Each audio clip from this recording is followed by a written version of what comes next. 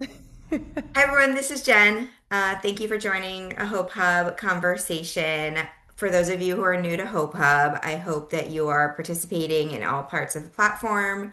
We have drop-in support groups. We have experts with interviews like Danielle, which we'll get into in a minute. We have some events coming up. Danielle is actually leading one of those events. And then we've been introducing some new things. We have a 4-week support group that just launched, in addition to some new Zoom meetings for new members and also some in-person stuff coming soon.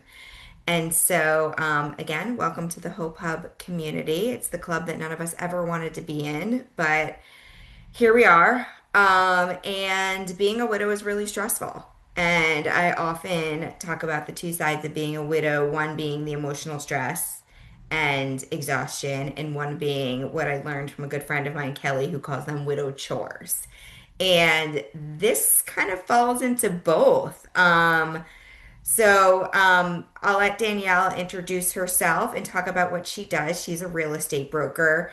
And the reason that I have her here is I think one of the questions that a lot of widows have pretty immediately is, do I stay in my house?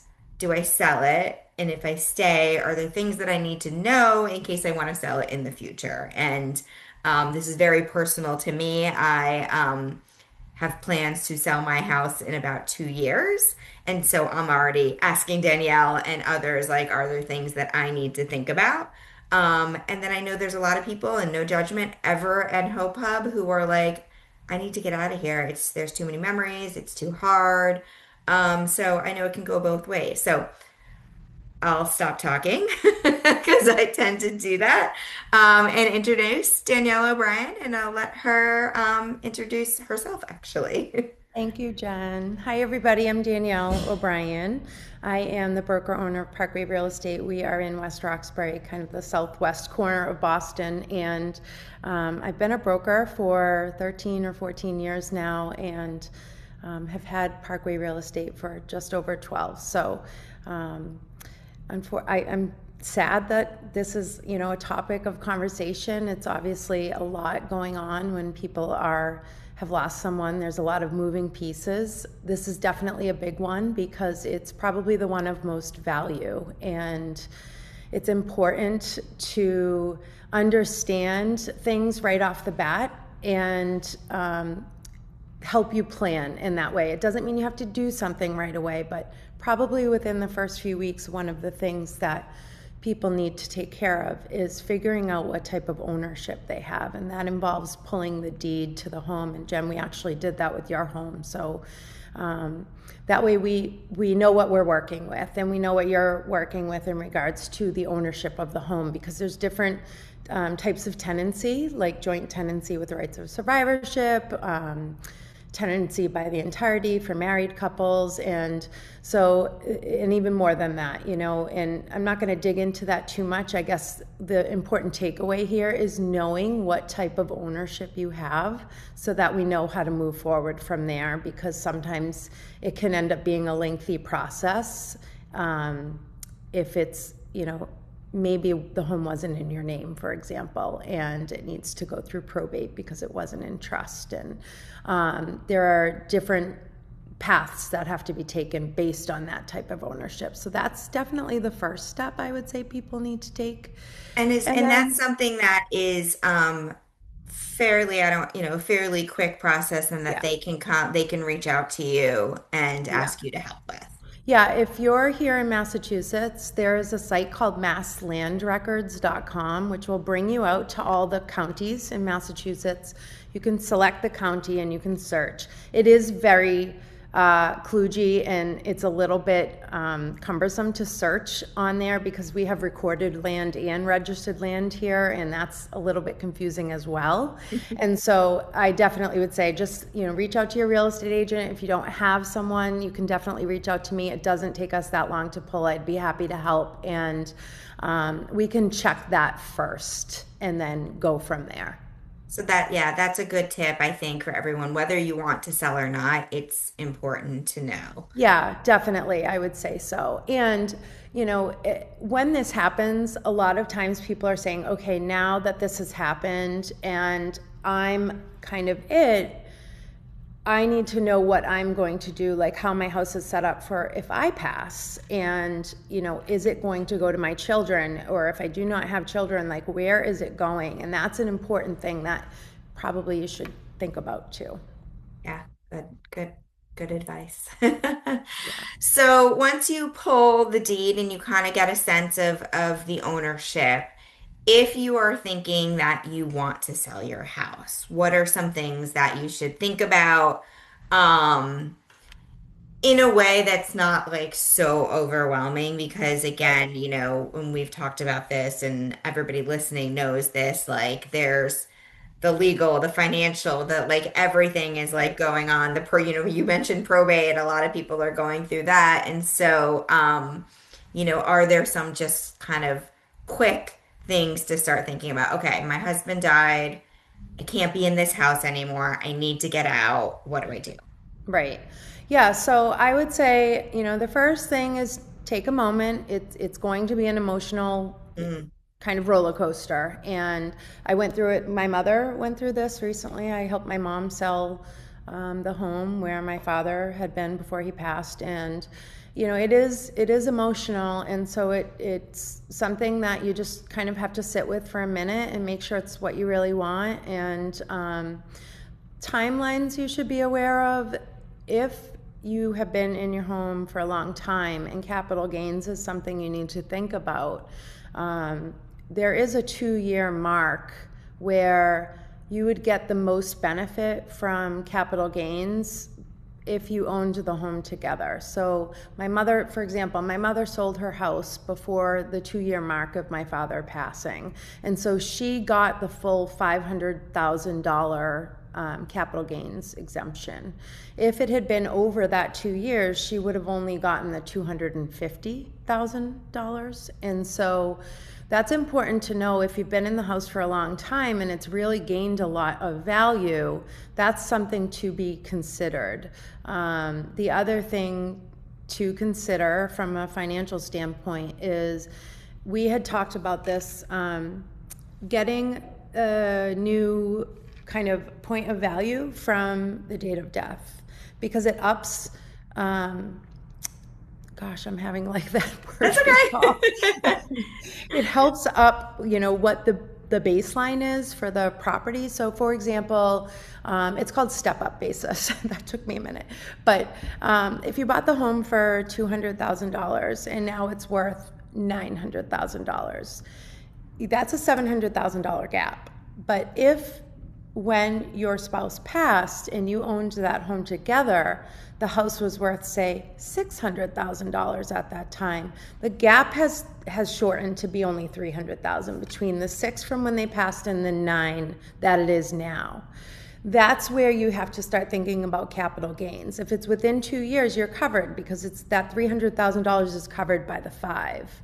If it's outside of the 200 years, there's $50,000 now that's not covered for capital gains. And so that's why you have to think about timelines kind of right away. It doesn't mean you have to do something right away, but you do have to determine, do I want to sell within that couple year mark, or am I kind of staying in here the long term? And if you're planning to sell, I would say, take into account that timeline so that you're not out funds, that you really deserve to keep and probably are most likely helpful for you. The other thing that you want to kind of make a note of is the changes that you've made to the home, because that's another thing that we can, your tax accountant can use to kind of show the value of the home is because of improvements that you've made. Like if you've done windows, roofs, systems, whatever it is, the big stuff, we can count that against the value of the home too, to help again with the capital gains. And when you talk about getting your home value, so the important or one of the important pieces that I heard was to try and do it, get your home valued on the date that your husband died. Right. Can you go backwards and do that? So let's say your husband died 4 years ago. Can you still have it valuated at that Yes. 4 year mark? And Yeah, is we that have something that set. that and is that something that a broker can do or something that you have like your tax or accountant or financial? That's a great question.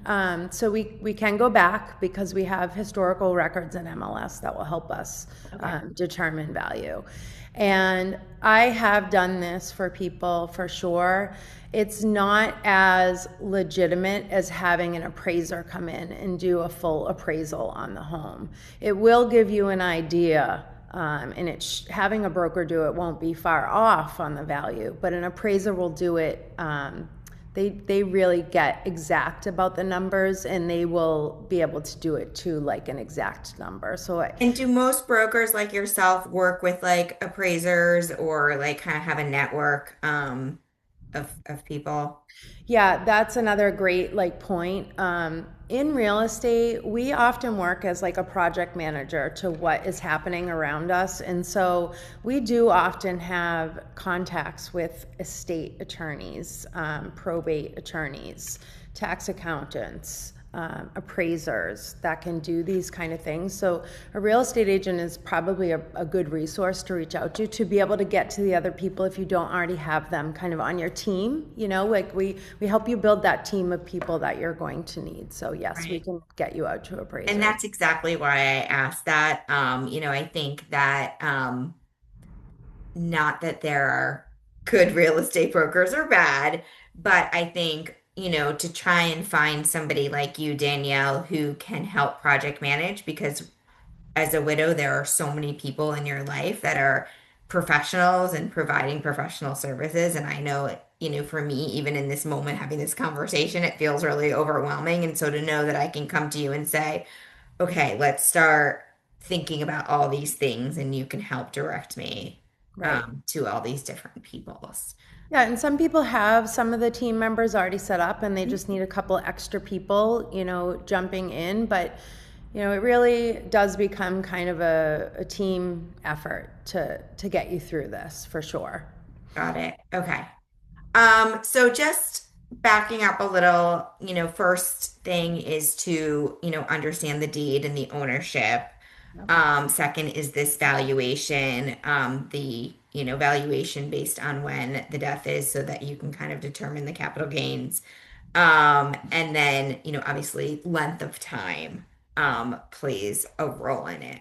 So Yes. if I'm somebody, again, going back to the person, and I can only say this because, I talk to a lot of widows, and there are really those two buckets of, and there's obviously the financial, and I don't want to get too deep into that during this Right. conversation of like, can I afford, there's people who are like, I can't afford to live here anymore. I need to move right now. Right. Or it's I need to move right now for emotional reasons.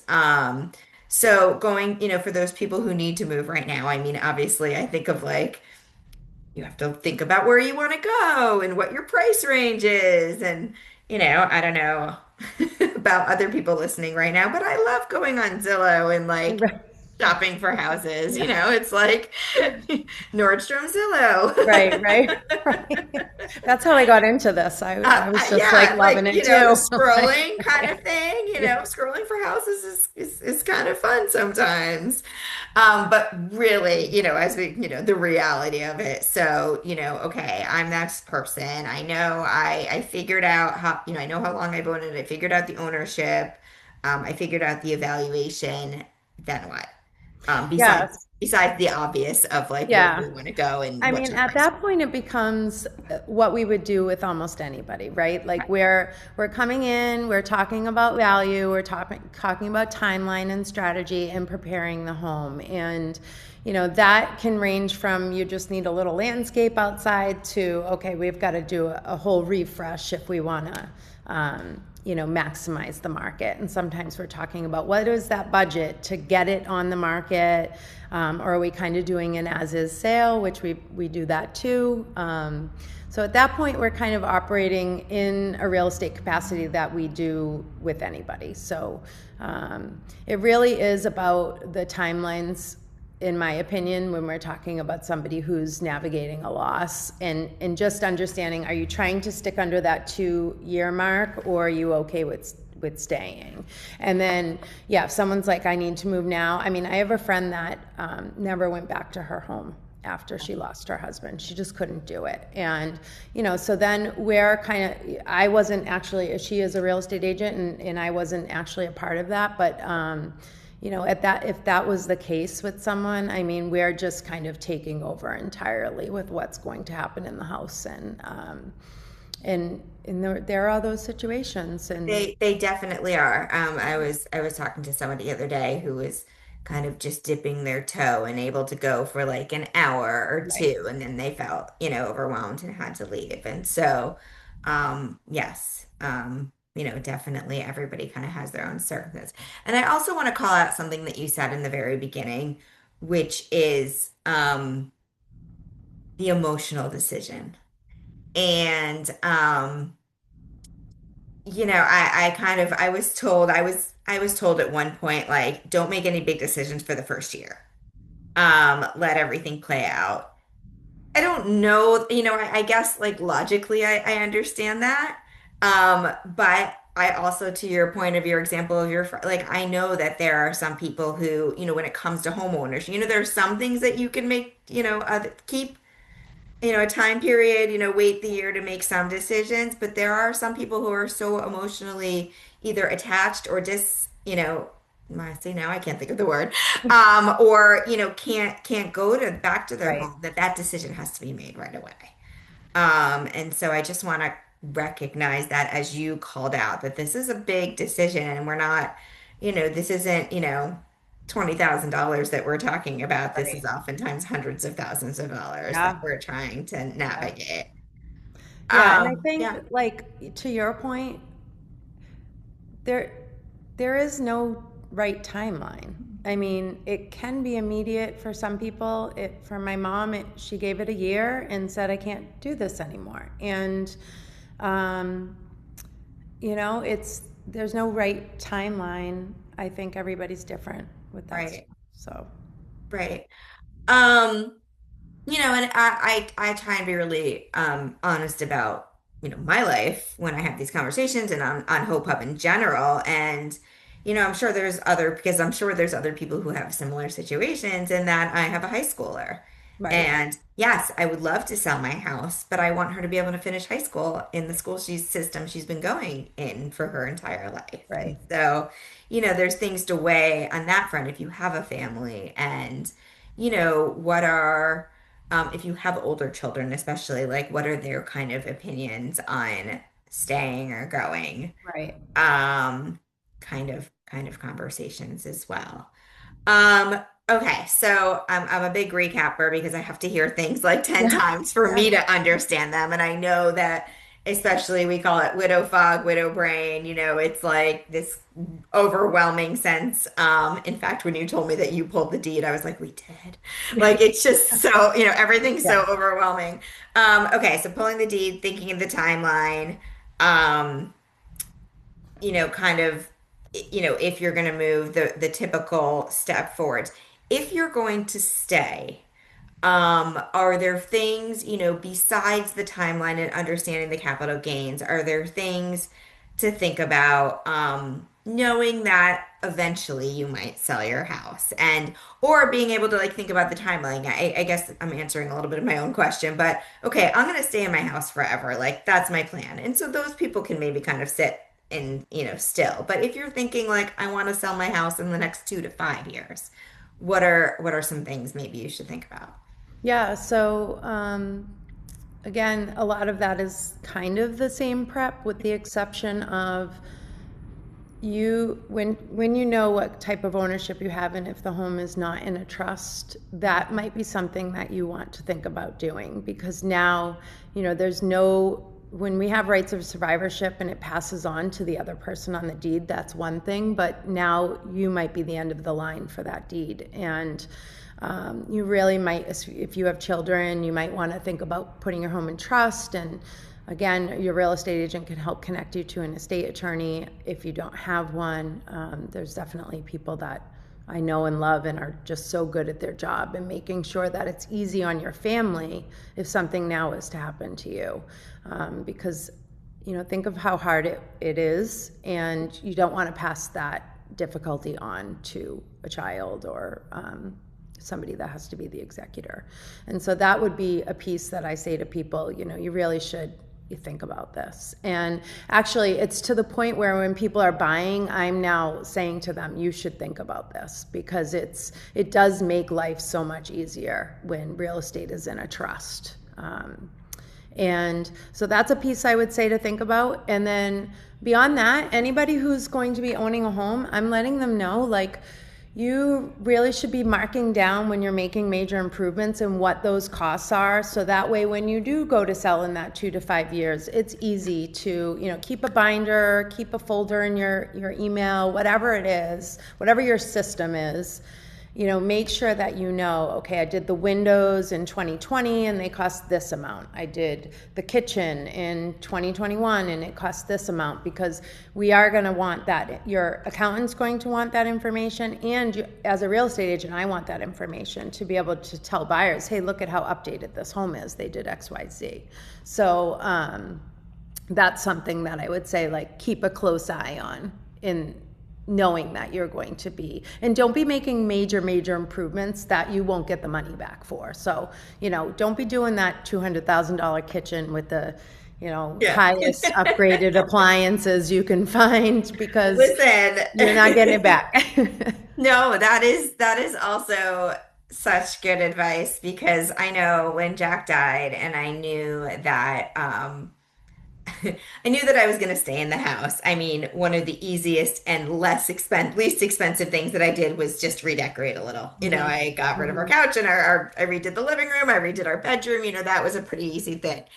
And just recently, we think crazy things. I was like, I'm going to redo the bathroom. And then I was like, do I really need to do it? I actually have a nice bathroom. Or is it more of just that emotional, like, I need a change? Yeah. Because I think, there are change, I need a change can mean I need a new haircut, or, it can be like I need a new kitchen. And I think, just like making educated and thoughtful decisions on whether you sell your house, making upgrades to your house is probably one of those as well. Yeah. Yeah. I would not advise somebody, Yeah. because what you're going to choose for colors, number one, might not be in trend in 5 years. Right. It might not be what somebody wants to take ownership of. And now you've just bought this beautiful to you kitchen, but it might not be beautiful to the buyers. So Absolutely. That's paint's fine. You can paint whatever you want. We can paint over Yes, paint. And instead instead of redoing my bathroom, I've just decided to put like paintings and pictures up, because I've never got anything in the walls. And Yeah. I'm actually going to Home Goods later. That's great. I think this just happened like 2 weeks ago, where I was like, and I got this quote and it was really high. And I was like, do I need to do this? Yeah, no. Oh, yeah. Just thinking about those things. So I didn't prepare you that I was going to ask this question. And so, Okay. but I'm hopeful that we can Oh, I'm excited. Let's see if get I an can idea on handle it. Okay. the market in general. Mhm. Um, you know, People talk about, and I'm really bad at all of these terms. And I mean, I will be so honest, I don't know a thing about real estate, but people talk about it being a buyer's market, a seller's market, mortgage rates up, down. Like, is there like a quick, like, synopsis of what that means? And, for someone who is considering selling their house either now or in a couple of years, like, what are we thinking about?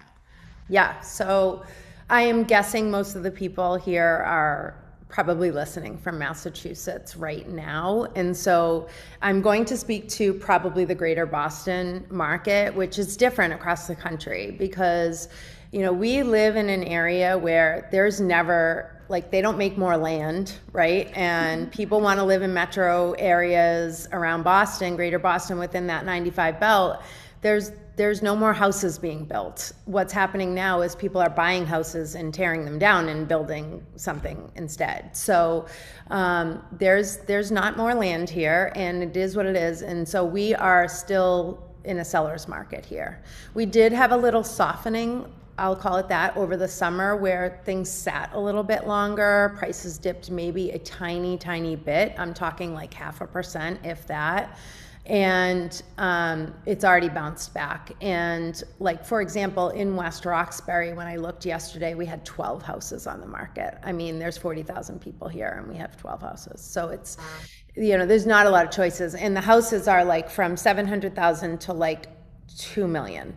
So there's not even one house per every 100,000 that somebody might be looking. And so and we haven't come into the spring, which is the busiest time of year. And so I think we're going to have a pretty crazy spring around here. And anywhere within kind of that 95 belt greater Boston area is going to be busy still. There are areas of the country where the softening hasn't let up the same. Rates came down, so more buyers came in the market, that kind of thing. I don't think we're going to see crazy rate drops this year. And so I think we've gotten into that new normal of, okay, rates are high 5, low 6, and it is what it is. And if I want to buy it, that's what I'm buying at, because it's not that far gone away from these 2 and 3% rates that some people have, but we're not getting back to that this year. So I'm sure you've heard this of like the waited out kind of thing where I've heard people just say, okay, well, I'm going to rent a couple of years and yeah, then buy.